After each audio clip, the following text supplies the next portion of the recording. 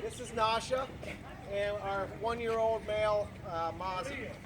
So giraffe, as everybody knows, are the tallest animal on the planet. They are very unique. They've got a lot of adaptations that help them in the wild. You can see those big ears. They have very good hearing. They have a very good sense of smell. Obviously, those big giant eyes, they can see for a long distance. And that height helps them see over the savanna for long distances. They are herbivores, and they have an 18-inch prehensile tongue, which means they can use their tongue like we use our index finger and thumb. So there's a little example of how they use that tongue to wrap around their food. They generally just eat tree, mostly acacia in the wild. We feed them about 35, 40 different types of species of plant on grounds that we feed them daily.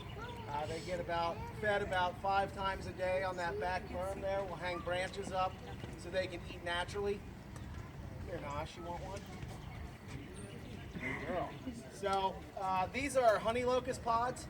That is a honey locust tree right there with the big thorns on it. And that's actually why they've adapted that, or have that tongue adaptation. Because acacia has big thorns, 6-inch thorns, and the tips of their snout is very sensitive. So they use that tongue to weave through the thorns and pick off the leaves one by one. They have only bottom teeth. They've got a hard palate up top. So a lot of times what they'll do is they'll bite at the branch in the middle and kind of just pull all the leaves off in one swipe. So here at the zoo, like I said, we've got about 35 to 40 different species of plant that we can feed them regularly. So we're pretty lucky with that. We don't have to bring browse in from outside. We just cut it on grounds. We make sure to cut it so it's sustainable. So don't normally we'll take a branch here, a branch there, let it regrow, and then we can feed them out again. They also get alfalfa hay. So they'll get probably 30 pounds of alfalfa per animal each day, and we have that for them all the time, so they always have food available. They also get a specialized herbivore grain.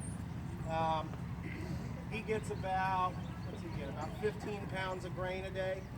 They get that in the morning and the evening when we bring him inside. He's actually, I misspoke earlier, he's going to be 14 this summer. Yep, that's Mozzie's the 5th one. Nasha was not born here, she was born in Cincinnati Zoo. We actually brought her in to be our next breeding female. So Margarita is now on birth control, so she's had 5 calves. She's produced enough. She's also going to be 14, so that's kind of getting up there. So we decided to retire her as a breeding female.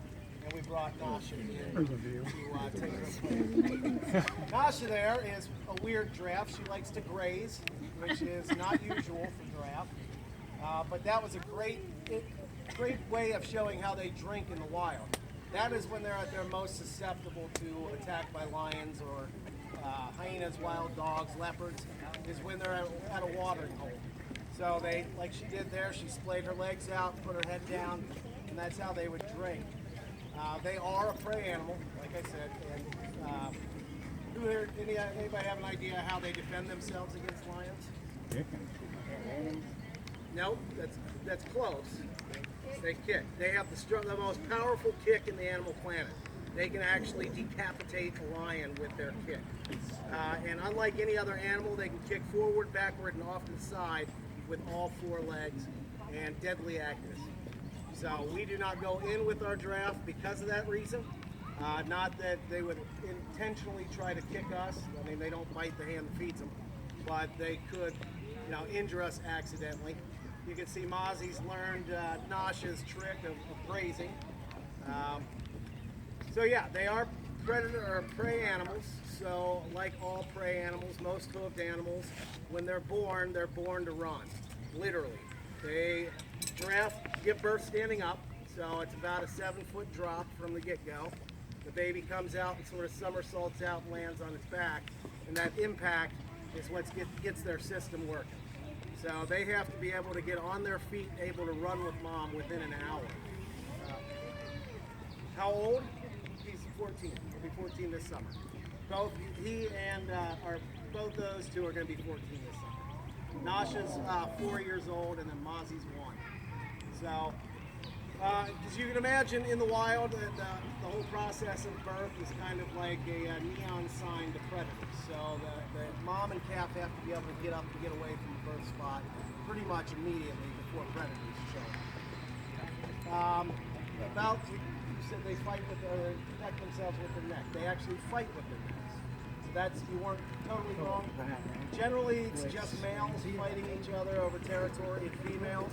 Occasionally, females will get into little tiffs. Nasha likes to annoy Margarita once in a while, and Margarita will slap her and tell her to get away. But for the most part, females are pretty docile and don't really fight with anybody.